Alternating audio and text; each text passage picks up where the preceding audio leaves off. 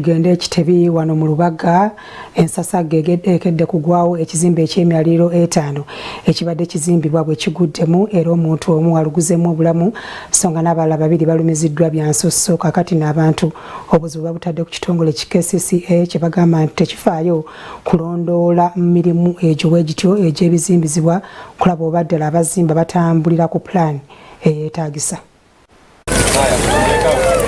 Entise butikidde abatuuze b'ekitemu mu ggombolola y'e Lubaga wano ku njegoyego z'ekibuga Kampala ekizimbe eky'emyaliriro 5 ekibadde kizimbibwa bwe kigudde era nga wano omuntu omu akakasiddwa ng'afiiriddewo. Obuzibu abatuuze babutadde ku kitongole ki Kampala Capital City Authority ekitafaayo kulondoola bizimbe ebiba bizimbibwa okulaba ng'omutindo kw'ebitambulira gwegwo ogwaweebwa ba inginiya abazimba.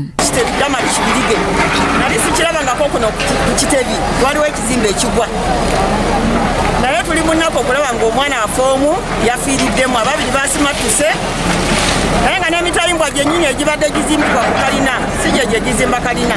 Inginiya agenda n'amanya nti seminti wa mirundi 3 waliwo seemu 1 ne wabaawo seemu 2 ne seemu 4 naye tagamba nannyini kizimbe nti amuzibula amaaso. Ekyannaku kyennyamiza nti otuuka ku sayiti eno newoba nga tomanyi byakuzimba newoba toli inginiya nga tomanyi byakuzimba era twebuuza KCCA bino biki bye mukola physical planning team n'otuuka ku sayiti eno ng'omusajja yazimbisa musenyu mwereere temuli semiti bannannyini bizimbe tubasaba muwa abantu emirimu naye mumalenga okubeekenneenya. Bo abakulembeze b'ekitundu kino nga bakulembeddwamu omubaka Lozias Mukasa batuuseeko mu kifo kino okulaba ogubadde era ne bategeeza ng'obuzibu bwe buva ku bakungu mu kitongole ki KCCA obutafaayo kulondoola mirimu gyabwe. Twagala okumanya oba kino ekizimbe kibadde ne structural engineer ng'ali registered mu KCCA ng'alina ebbaluwa kuba buli lwoba ozimba stored building oba ekizimbe ekyakalina olina okutimbawo ekipande ekiraga ani azimba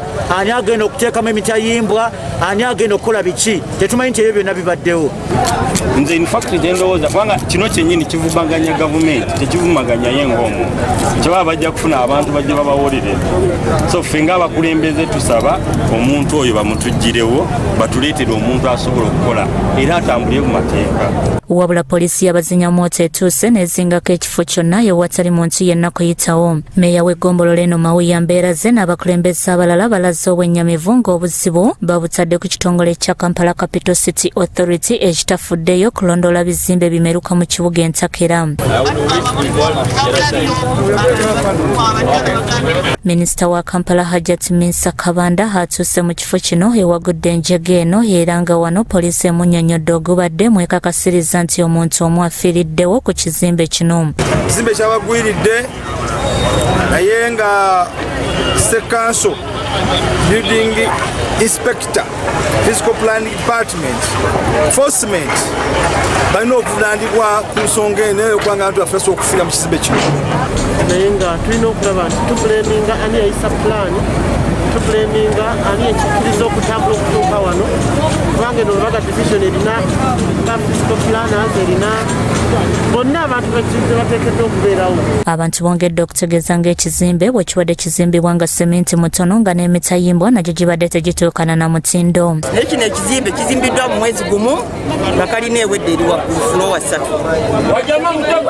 Balaza okukubiriza abazimba kalina bazimbe ne bennyini abakulira ebyokuzimba bawabula abantu nti kalina tezimba mu mwezi gumu. Okubadde kinene naye ate era wabeerawo n'abantu abakola ebintu ebitasaanidde abeekwese ng'abo abakolera munda mu bizimbe oluusi n'abo abazimba nga tebalina lukusa.